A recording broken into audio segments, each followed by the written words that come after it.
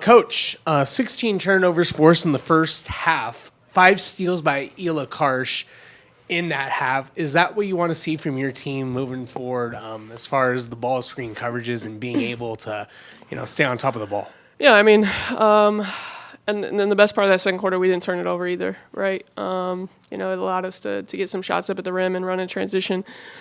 But I thought the first half defensively, it's kind of been our theme, like just and something we're challenging our group. Like when they're in front of our bench, we do a really good job because we're able to help them and call through stuff. So now we just got to be better communicators when the ball flips to the other side of the floor. But I thought our attention to detail, our ability to lock in on what we wanted to do defensively was pretty solid in the first half. What was the week of practice like? I mean, it doesn't seem like a game like that comes without, some... Actually, pretty mental. So we played Thursday. Friday we came in. KP had a final, so we practiced a little bit later. More walkthrough, mental practice, or we're a lot of film.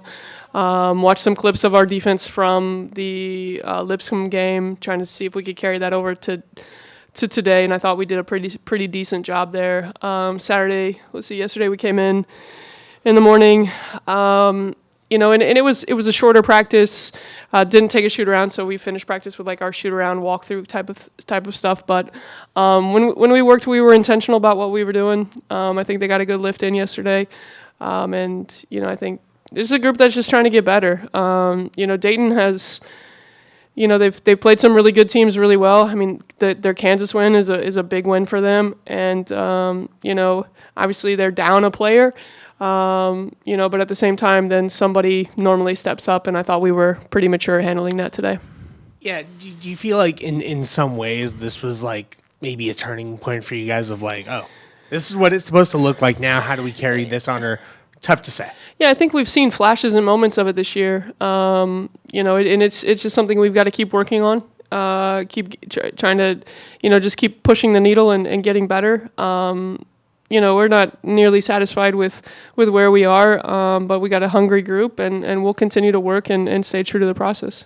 Last question out of me, but I guess the one sort of drawback was the turnovers, specifically in the post, the double teams that, Lana faced a little bit. We'll give her some grace a little bit. She's battling up. There's quite a good yucky stuff going around Mackey training room. I had it all last week. I think Lana has it now, and so we'll give her a little bit of a grace. Just got sped up a little bit playing through traffic.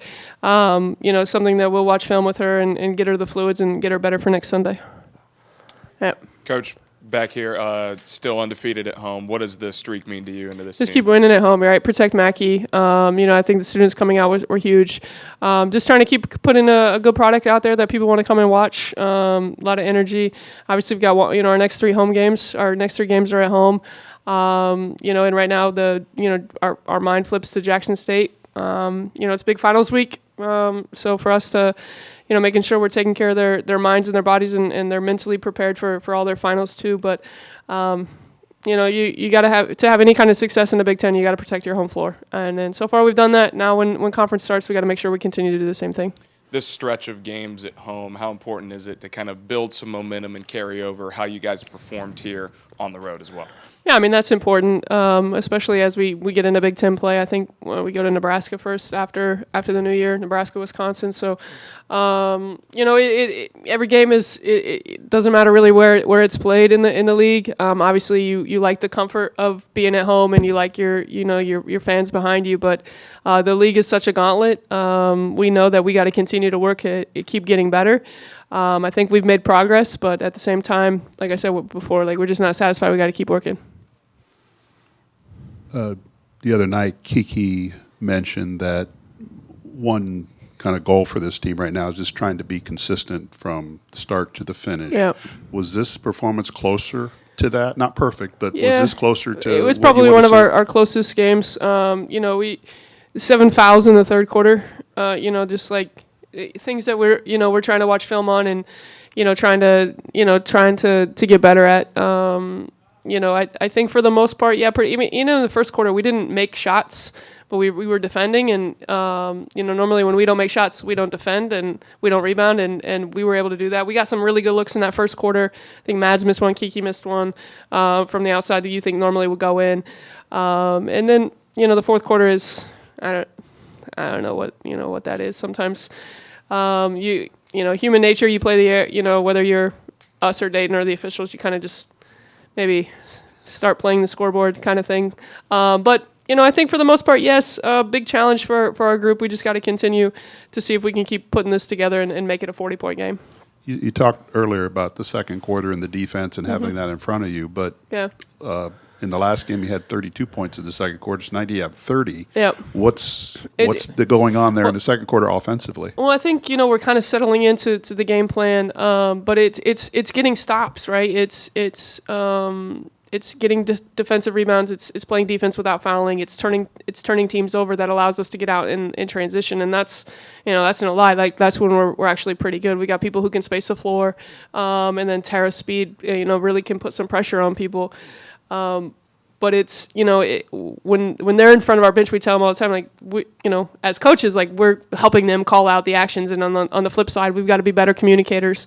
Being a little bit more proactive on the defensive end in the second half, because that's kind of where it's cost us. You look back at Purdue Fort Wayne in the second half, defensively not very good. Second half defensively at Central Michigan, not very good.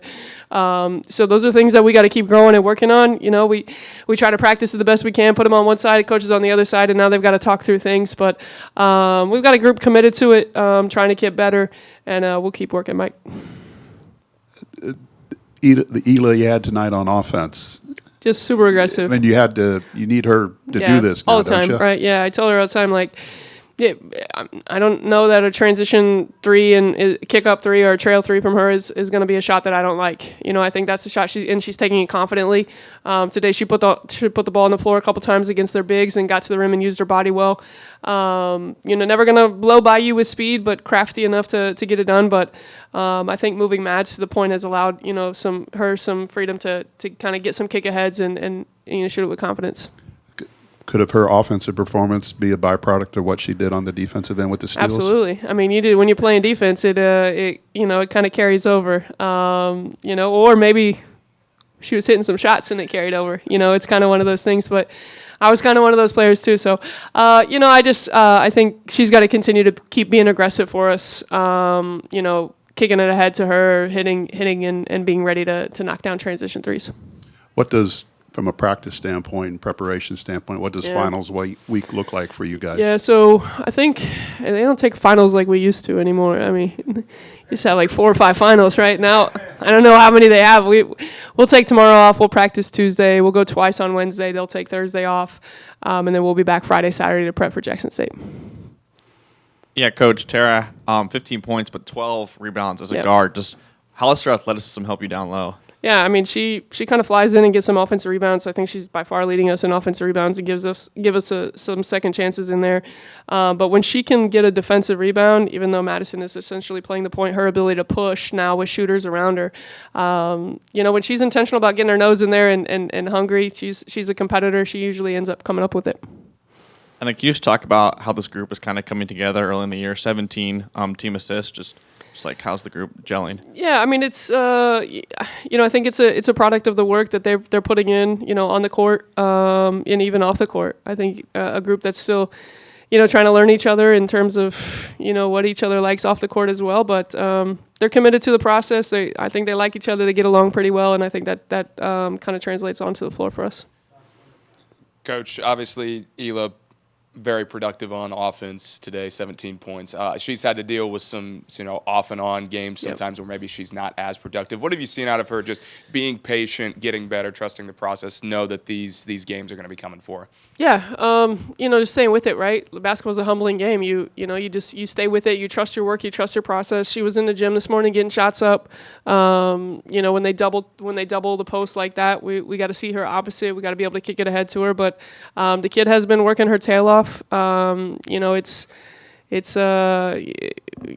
basketball gods can be so rewarding sometimes. You stay true to the process. You stay true to the game and to your work, and then lo and behold, you have a night like this, and hopefully those can continue for number 8 for us. All right, thanks, guys.